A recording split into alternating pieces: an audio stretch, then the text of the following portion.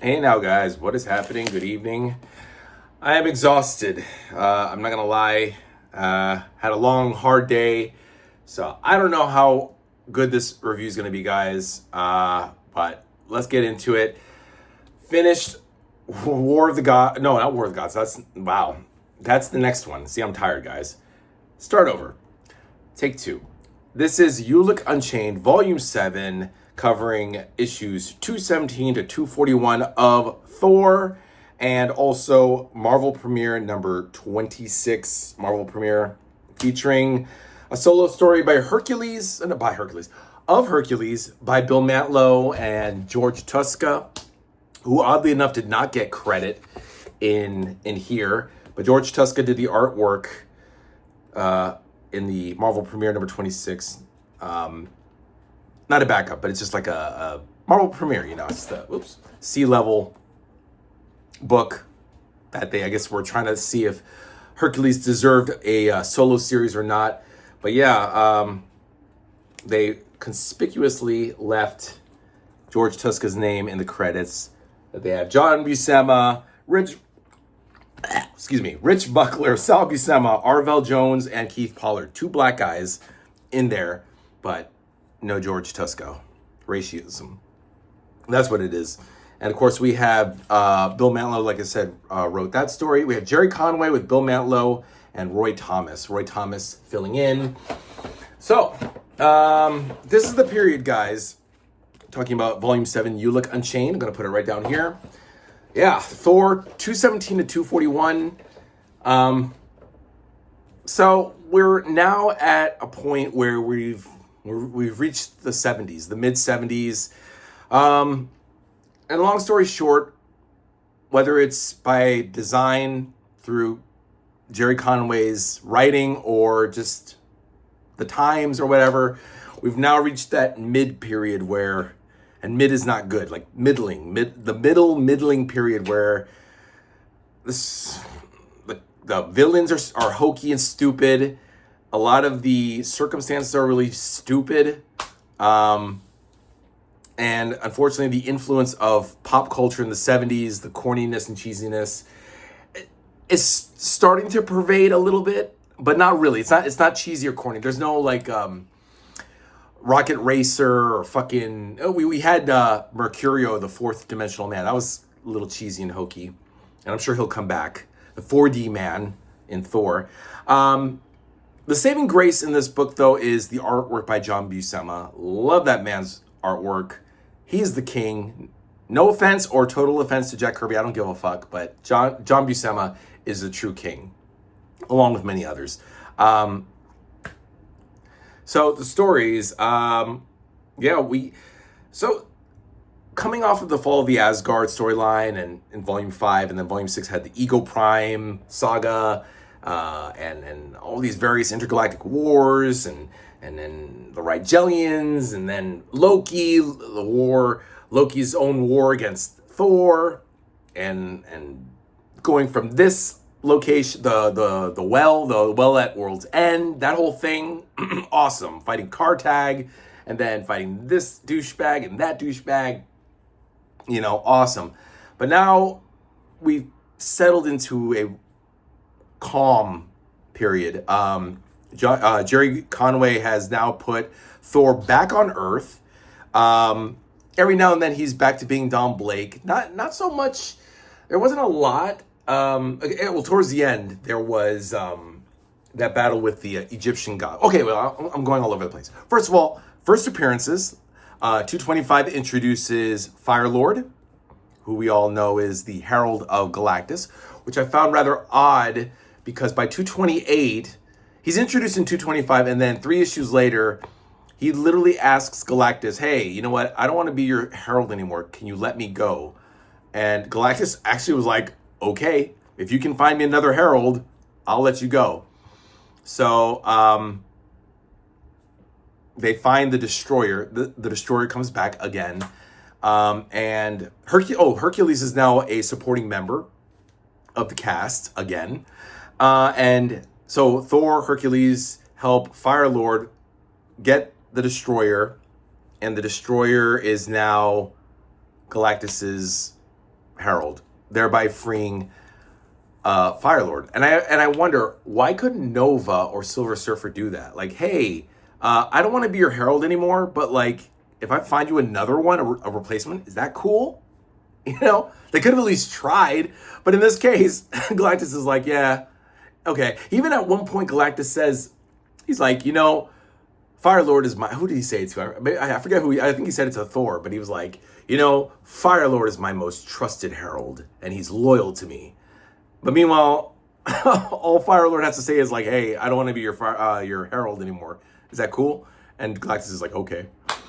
Galactus shows up because he's got issues with Ego, the living planet. Ego, the living planet, has gone bonkers because Tananile, that big-headed Rigelian colonizer cunt who tried to conquer Earth many years ago and sent Jane away, which actually started the whole thing with High Evolutionary, the Knights of the Wundagore, all that stuff back in the 60s.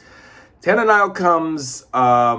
she doesn't come back. But Tananile is the catalyst for what she did in Volume 6, taking a chunk of Ego and making Ego Prime. Suddenly, Ego is gone berserk, and he's attacking Galactus.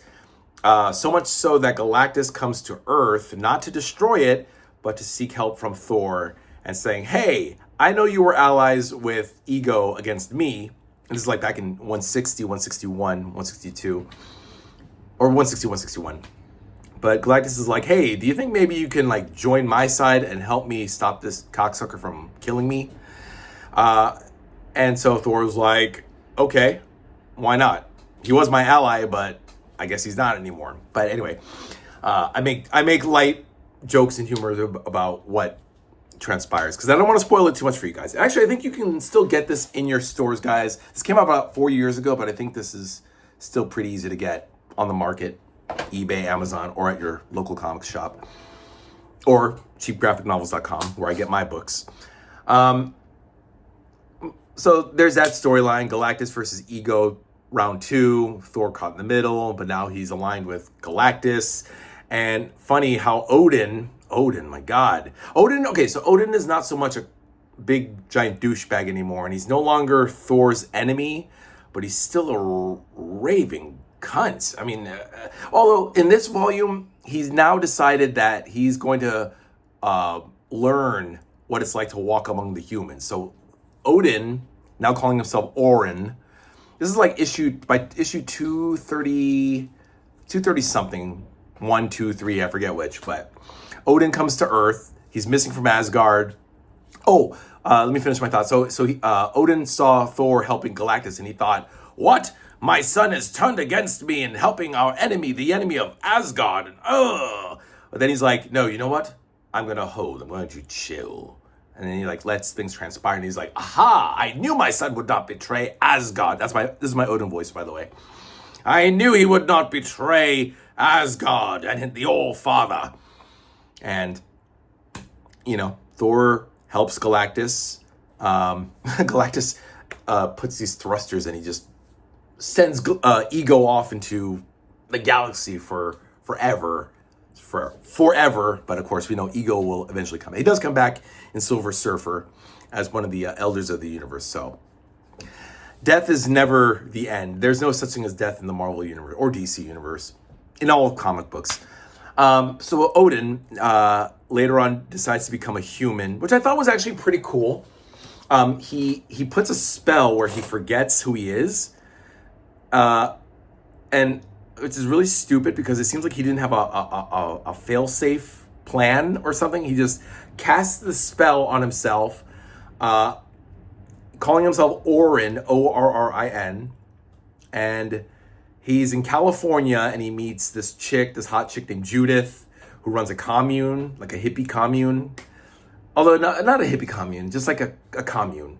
And Odin's cool because Odin's wearing overalls, but he still has the big beard, and he's smoking a pipe, and he still speaks with that Shakespearean Asgardian accent. But he still has his powers, so he's super strong, and he beats the shit out of these racist guys who are beating up these Mexican migrant workers who pick grapes and stuff. So and again, like Stan Lee before him, Jerry Conway is talking about stuff that mattered back in the 70s, I guess. You know, I also didn't make this point when Stan Lee was writing, and even Jerry Conway too. Maybe even like all the writers. Whenever there was some kind of example of Ragnarok or of the end of the world, that was of course an allusion to pollution, and nuclear wars here on our reality, and the things that were occurring. I'm bringing this up because I just love how the writers like to allude to current events and then transpose them into the Marvel universe to say that Ragnarok is tantamount to the shit that's happening here on Earth, and that we're gonna face our own Ragnarok at some point, and the whole world's gonna be destroyed. Yeah, I just wanted to bring that up. I don't know why I brought it up, but Jerry Conway, like I said, with the migrant workers, and oh my God, at one point they're called wetbacks, which is not as bad as the other word, the four-letter S word, but wetback is still pretty harsh to call a Mexican, other than Mexican. But again, I applaud Jerry Conway and Marvel for touching on a topic that, you don't really see every day. Yeah. So anyway, and of course that leads into the fight with the Egyptians. I also noticed that a lot of times what seems like a villain of Thor or whomever turns out to be an ally. So like later on towards the end, 240, 241, actually 239 to 241, excuse me, stuttering there. The Egyptian gods, Osiris, Isis, and Horus, come to Earth. Oh no, they don't come to Earth. They rise up from the ground in this pyramid because they're dealing with Seth, the serpent god, who I think, right, that's the same dude that had the serpent crown, if I'm not mistaken. I could be wrong. But anyway, at first they seem like they're adversaries and that they're there to cause trouble for Thor. But then it turns out, hey, we need your help, Thor. Could you help us? And he's like, okay, fine. But they have to draw out a story that could be just done in one issue, and they got to draw it out into 3 issues, And then it turns out, oh, wait, they're not really the bad guys. They're the good guys who need help. I don't know. That happens a lot. ULIK. This happened with ULIK, which I'll mention right now, and the Egyptian gods. I don't know why they had to do like a swerve. Like it's like a typical corny 70s swerve that Stan Lee did it, Jerry Conway, Archie Goodwin. It's like, just be straight. Who are the good guys? Who are the bad guys? Stop playing us, Who are they, the WWE? ULIK, and as the title suggests, ULIK Unchained. ULIK returns. And in this case, he seeks Thor's help in overthrowing King Gerador from his kingdom. And ULIK needs Thor's help. So he kidnaps Jane and forces him to help. But it turns out that King Gerador already has a champion named Zotard. No, there's no D. And of course, Thor beats the shit out of Zotard, and ULIK gets the kingdom of the trolls. And then he decides, hey, you know what? I'm going to go after Earth. And I'm going to turn on you, Thor. And Thor's like, fuck you, pal. And then Thor beats the shit out of ULIK. I don't know. It's one of the things, again, like, oh, ULIK's a bad guy. No, he's a good guy. He's an ally. No, he's a bad guy. There's that. Oh, so Jane Foster comes back. Oh my God, so much happens in this. Hercules, again, supporting player. Sif is a supporting player. The Warriors 3, after a while, move to the background. They're now on Asgard. Thor's back on Earth. Thor finds out that Jane, there's that fear story. I didn't like that story. There was a storyline where Hercules and Thor fought fear. I thought it was their fear, but it turns out the creature's name was Fear, and it's like a black shadowy thing that that's causing people to commit suicide, which was actually pretty interesting for a Marvel comic. This is like 229 to 230 of Thor. And then 231 brings Jane back, and Jane is a victim of fear, and she attempted suicide, and now she's in a coma. So now Thor goes to see her. He hasn't seen her since like issue 172, I think. And before that, since Odin separated them when she, this is like the like 67, 60, like back in 136 when when Odin tried to make her a goddess and then fucked with her against the unknown, and anyway, read that story. I think it was volume 3. I'm not gonna repeat that. Anyway, so Jane comes back and Thor is in love with her, but he's in love with Sif. So now we got a little soap opera action going. But Sif, interestingly enough, decides to help Jane by getting the rune staff of Thorn with Hercules. And you may be asking, who the fuck is Thorn? Thorn is the possessor. Another first appearance in issue 235. So Sif and Hercules go to Thorn. He's not called a possessor. He's just Thorn. So they go to his planet or palace or whatever, take the rune staff, and then come back to Earth, and then Sif sacrifices herself. Basically, she gives her life energy to Jane because Jane's gonna die, and apparently Sif is now inside of Jane. But Jane is still Jane, but now she has Sif's life energy. So now when they fight, when her and Thor fight ULIK in 236, 7, 8, I think it is, Jane is stronger. She's more of a fighter, which is good because I didn't like her before as a helpless nurse. But yeah, so Sif is gone. Hercules is now leaving too. He's left, and of course that gives way to Champions. The Champion. He goes to Los Angeles with Ghost Rider, Black Widow, Iceman, Angel, and they form the Champions. Eventually Dark Star and whatnot. Yeah, so that's that. Hercules is gone. He's now gone out west. And Marvel Premiere number 26 is a little bit of that bridge before he goes on to Champions. Odin. So Odin, and that last part with the Egyptian gods was pretty epic. Again, Odin turns on Thor temporarily, but he lost his memory, so he doesn't remember that Thor is his son. But he's like, okay, if I'm Thor, then I guess I'm Thor. It's silly. I forgot to show you guys pictures of from volume 6, and forgive me. So I'm going to show you volume 7. I was going to do like things I missed. I'm going to do a new series as a short called Things I Missed. So anything that I've missed during the reviews here, I'm going to do a quick summation on a short. But here are some pictures, some really epic splash pages. Love John Buscema's artwork. Hercules beating the shit out of Thor. Love the facial expressions by John Buscema. A lot of ruminating, a lot of guys. Thor, Sif, Odin.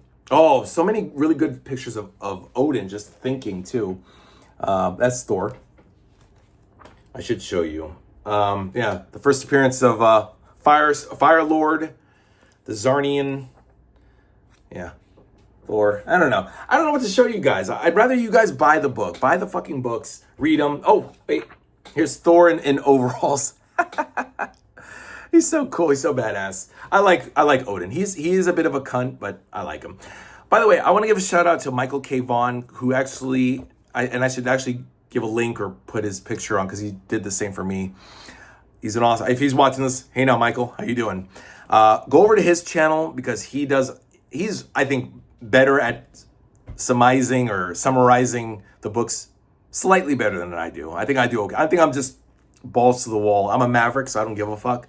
But I think he's more professional and more concise than I am. So check out Michael K. Vaughn's channel. I believe he talked about ULIK Unchained. Correct me if I'm wrong, Michael, if you're seeing this. But yeah. Oh God, in the war.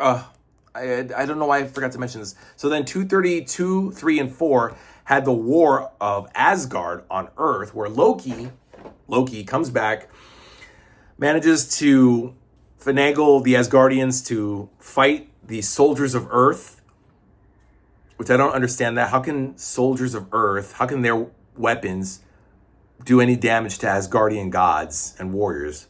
Is beyond me. Comic book logic. But yeah, that was actually a pretty good fight. And Firelord helps. Loki traps all the superheroes in these force fields. So everyone's like, oh, can't get out. But Iron Man helps Firelord get free. Firelord goes and helps Thor against Loki, and they're fighting in Washington, D.C., so there's like shots of the Potomac River, the Washington Monument in the background. It's pretty fucking epic. And of course, Loki loses. Shocker. What else? Sif. Oh, I want to point something out pretty interesting. So in 136, and this is it before I wrap up. 136, Jane left Thor. Jane left Thor because of Odin. That was issue 136 of Thor. 236, 235, 236, Sif. Jane comes back, and Sif now inhabits Jane, and Jane is back to being with Thor. Interestingly enough, in 136, Sif was switched out with Jane to be Thor's new love interest. So now with 236, it's now the other way back around. Now it's Jane instead of Sif. In 335, 336, another 100 issues, they're going to talk about more about Jane and Sif and that whole thing. And we'll get answers, which will be in, I guess, volume 13, The Searcher War, which won't be until March of next year. But it's coming, though. It's on its way. All right, guys. I'm so tired.